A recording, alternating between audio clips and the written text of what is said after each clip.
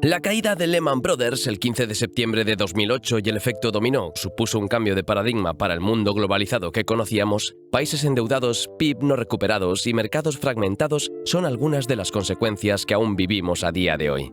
La recuperación que Europa inició después de la crisis empezó a ralentizarse a partir de 2018, augurando una repetición del ciclo económico. Asimismo, este ciclo se vio interrumpido por la crisis sin precedentes derivada de la pandemia. 3 años después, volvemos a oír rumores de una posible recesión económica provocada por el alza de la inflación, la subida de precios, la crisis de suministros y la inestabilidad política.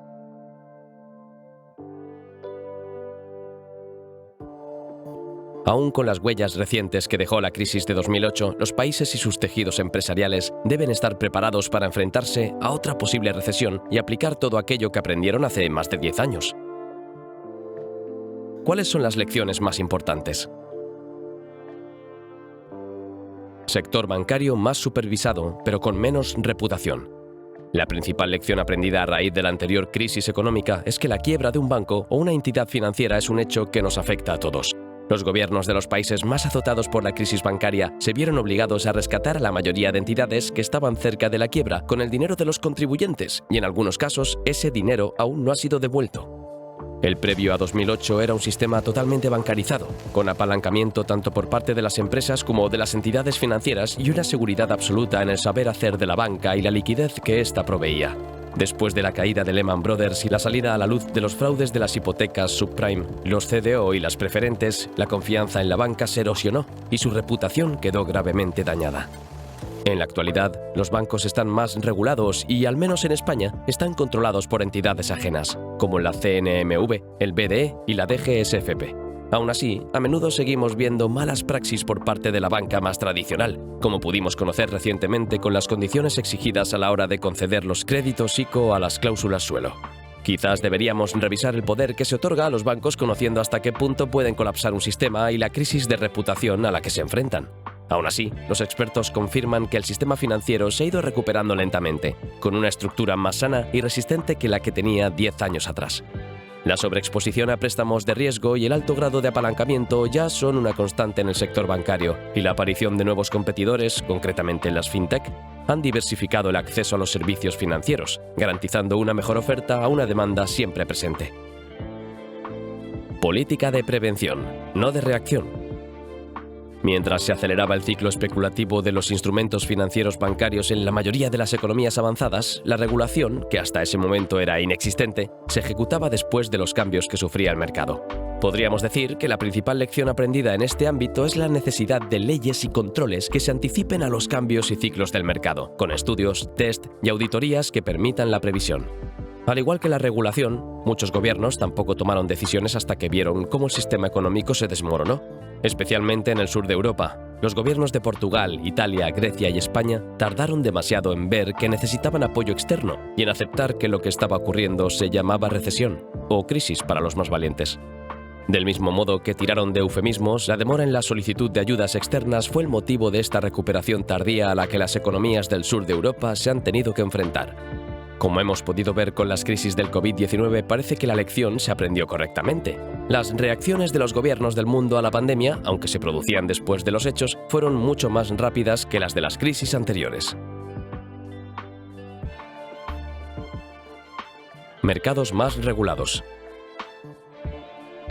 En 2008 nos encontrábamos con un mercado inmobiliario y bancario basado en la especulación, la sobreexposición y el humo, las hipotecas concedidas a prestatarios no aptos y la posterior venta de esas hipotecas camufladas entre otros productos financieros permitieron la construcción de un mercado que llegó a convertir a países enteros en poseedores de activos tóxicos. Todo este castillo de naipes, construido sobre arenas movedizas, derivó de la desregulación ocurrida en la principal potencia económica mundial, Estados Unidos, a partir de los 2000. Lección que hemos aprendido en los últimos años. Actualmente tenemos muchas entidades que regulan estos mercados. Las concesiones de préstamos están más limitadas y las tasas de interés, aunque actualmente están subiendo, no parece que vayan a llegar a los niveles de hace una década. Igualmente, el porcentaje de prestatarios expuestos a renta variable es mucho menor que el de hace años, por lo que es menos probable encontrarnos con el escenario de la crisis de las hipotecas subprime. Una nueva forma de invertir. Diversificación. La inversión antes del 2009 se centraba en los activos inmobiliarios y en acciones en algunas empresas de sectores determinados. La confianza en la inversión bancaria era máxima, pues en el mercado no se encontraba nada mejor. Con la caída de algunas de las entidades financieras más relevantes, la confianza en los bancos se disipó y los inversores buscaron la forma de diversificar sus carteras invirtiendo en otros valores de diferentes industrias. Además, con la aparición de los ETF, los robo-advisors y los fondos indexados, el acceso a una cartera diversificada es mucho más fácil, abriendo las oportunidades de inversión a consumidores que antes no podían permitírselo. Aunque la situación de inflación actual obliga a buscar rentabilidades más elevadas, aumentando significativamente el riesgo, los inversores más aversos siguen prefiriendo estas nuevas formas de invertir de forma automatizada. Cambio en la estrategia financiera de las empresas. Las empresas pudieron comprobar la necesidad de adaptarse a los cambios que llegan, tener un liderazgo que se anticipe a los riesgos y contemple todos los caminos y soluciones considerando incluso las más creativas. Con cada crisis que vivimos vemos cómo el papel de CFO toma relevancia y se define cada vez más como una figura imaginativa, previsora y flexible. Esta debe estar preparada para reformular la estrategia de la empresa en cualquier momento, ajustándose a la nueva situación. En cuanto a las empresas, con la crisis de 2008 muchas tuvieron que cerrar debido al alto grado de apalancamiento que tenían y la poca liquidez con la que contaban. Disponer de liquidez para hacer frente a los cambios es imprescindible para una empresa, porque aunque el mercado parezca que evoluciona, en cualquier momento puede desmoronarse.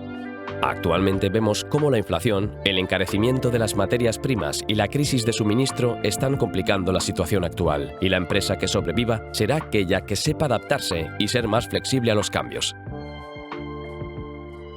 Preparación y previsión son indispensables. Lo bueno de las crisis es que nos permiten aprender. Lo malo, que no suelen ser iguales.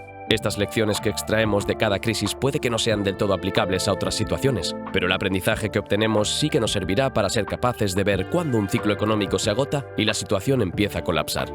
En el sistema económico actual es imposible evitar una crisis en su totalidad. Aún así, gracias a la previsión, la diversificación y el gasto consciente, es posible reducir sus efectos y que el azote sea más limitado.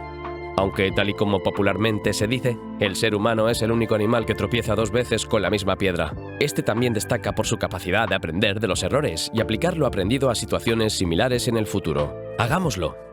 Si te ha gustado el vídeo y quieres ver más como este, puedes suscribirte a coste de oportunidad.